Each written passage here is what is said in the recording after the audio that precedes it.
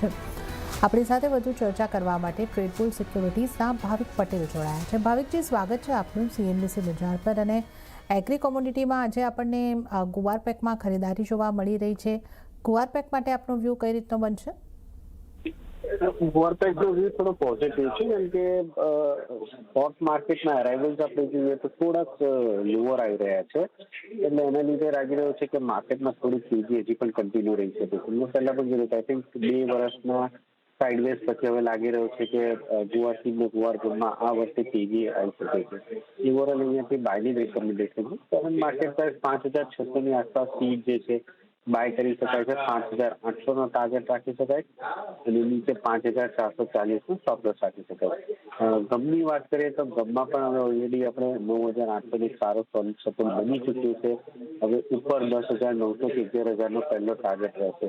તો અહીંયાથી પણ 2 થી 3 દિવસ માટે બાયની રિકમેન્ડેશન છે. 11,000નો ટાર્ગેટ રાખી શકાય અને નીચે 9,800નો સ્ટોપ લોસ રાખી શકાય છે. તો એક વ્યૂ 3-4 દિવસથી એક વ્યૂના માટે ગુવાર સીડ ને ગુવાર ગમ બે બાયની રિકમેન્ડેશન. ઓકે, તો ગુવાર સીડ ગુવાર કમ બંને પર અહીંયા આગળથી બાયની જ સલાહ અહીંયા આગળથી બનતી જોવા મળી રહી છે. મસાલા પેકની વાત કરીએ, કાલે આપણને ધાણામાં દબાણ સાથે કામકાજ બંધ થતા દેખાયા હતા. આજે 0.5%ની મજબૂતી સાથે કામકાજ છે અને જીરું અને હળદર લાલ નિશાનમાં કામકાજ કરી રહ્યા છે. તો મસાલા પેકમાં આપની કઈ રીતની સલાહ બનશે, કઈ મસાલા કોમોડિટી પર? મસાલામાં હજી પણ ધાણા જ મને સારું દેખાઈ રહ્યું છે, કારણ કે આ વખતે સ્ટોક જે છે ઓછો છે, અરાઇવલ સ્ટાર્ટ થઈ ગઈ છે. ડિમાન્ડ જે છે એ સારી હોય છે. ઇનફેક્ટ એક્સપોર્ટની ઇન્ક્વાયરીઝ પણ અત્યારના થોડી સારી આવી રહી છે. એટલે એક્સપેક્ટેડ છે કે આ 12,000 સુધીનું લેવલ જોવા મળી શકે છે. આજના દિવસમાં 11,700ના ટાર્ગેટથી બાય કરી શકાય, 11,300નો સ્ટોપ લોસ રાખી શકાય. જીરામાં અરાઇવલ સ્ટાર્ટ થઈ ગઈ છે, ઓલ્ધો ખાલી ડિમાન્ડ જે છે એ નથી ડિમાન્ડ, એટલે ઓવરઓલ 25 ઉપર સસ્ટેન થાય એવું અત્યારના લાગી નથી રહ્યું. મેબી અહીંયાથી થોડુંક ઓર કરેક્શન આવી શકે છે. તો જીરામાં અહીંયાથી જ સેલની રિકમેન્ડેશન છે. 23,000નો ટાર્ગેટ રાખી શકાય છે અને ઉપર 24,000નો સ્ટોપ લોસ રાખી શકાય. અને હળદરની વાત કરીએ ત્યારે હળદર ઓવરઓલ અહીંયાથી સાઇડવેઝ જ દેખાઈ રહ્યું છે. હળદરમાં પણ બાય હું રિકમેન્ડેશન આપીશ. 18,000ના ટાર્ગેટ માટે 1 થી 2 વીક માટે બાય કરી શકાય છે. નીચે 16,000નો સ્ટોપ લોસ રાખી શકાય છે. ઓકે, તો મસાલાની જો આપણે વાત કરીએ તો જીરામાં સેલની સલાહ છે. ધાણામાં ખરીદી કરીને ચાલો, ધાણા ઉપર ફોકસ કરવાની ખાસ સલાહ અહીં આગળથી બની રહી છે. ખરીદારી તરફ રહેવાની સલાહ. ધાણા પર પોઝિટિવ વ્યૂ અને હળદર સાઇડવેઝ રહી શકે છે. આજના માટે 18,000ના ટાર્ગેટ માટે તમે ખરીદી કરીને ચાલી શકો છો. તો આપણે મસાલા પેકની વાત કરી છે.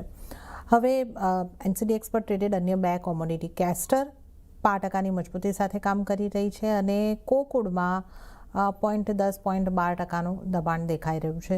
ભાવિકજી, આ 2 કોમોડિટીમાં આપની સલાહ કઈ રીતે બનશે? કેસ્ટરમાં આપણે જે પાર્ટિસિપેશન એકદમ ઓછું થઈ ગયું છે, વોલ્યુમ ડ્રાય અપ થઈ ગયું છે અને ઓવરઓલ તેજી છે મને લાગે છે કે સ્ટેડી આવશે. કોઈ વી શેપ રિકવરી દેખાઈ નથી રહી. તો 6,300 સોલિડ સપોર્ટ છે જે ઓલરેડી થઈ ચૂક્યો છે. એટલે અહીંયાથી હવે લાગી રહ્યું છે કે 6,500 સુધીનું આપણને લેવલ જોવા મળી શકે છે. તો એક વીકના ટાર્ગેટ માટે 6,500ના ટાર્ગેટમાં બાય કરી શકાય છે. 6,300નો સ્ટોપ લોસ રાખી શકાય છે. અને એરંડાની વાત, કુકુડુકલની વાત કરીએ તો કુકુડુકલમાં 3,500ની ઉપર જ્યાં સુધી નથી જતું ત્યાં સુધી મને નવી તેજી દેખાઈ નથી રહી. આઈ થિંક 3,400ની નીચે સ્ટોક ફરીથી આવી શકે છે. તો અત્યારનો મારો વ્યૂ કુકુડુકલમાં એવોર્ડ જ છે. 3,400 નીચે જાય તો હું રેકમેન્ડેશન આપીશ પહેલી. કેસ્ટરમાં એક વીકના અઠવાડિયા માટે બાય કરી શકાય. ઓકે, તો કોકુડ એટલે કે કપાસિયા ખોળને અવોઇડ કરીને ચાલો, કેસ્ટર માટે તમે એક બાયનો વ્યૂ બનાવીને ચાલી શકો છો. તો આ એગ્રી કોમોડિટીઝ ઉપર સલાહ બની રહી છે. અને સાથે જ આપણે ભાવિકજી સોયાબીનની કિંમતોની જો વાત કરીએ તો અહીંયા એક 3% ઉછાળા સાથે 2 મહિનાના ઉપલા સ્તરની આસપાસ કિંમતો પહોંચતી દેખાઈ રહી છે.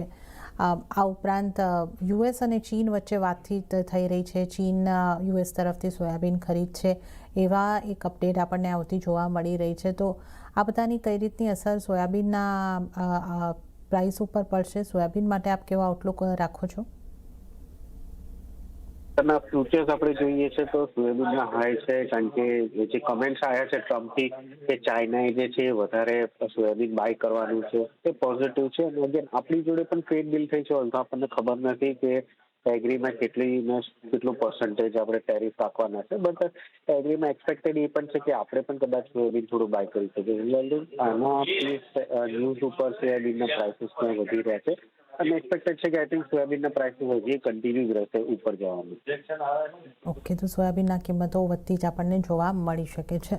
ત્યારે જ ભાવિકજી, આપનો આભાર અમારી સાથે જોડાવા બદલ અને એગ્રી કોમોડિટીઝ અંગે ચર્ચા કરવા બદલ આપનો આભાર.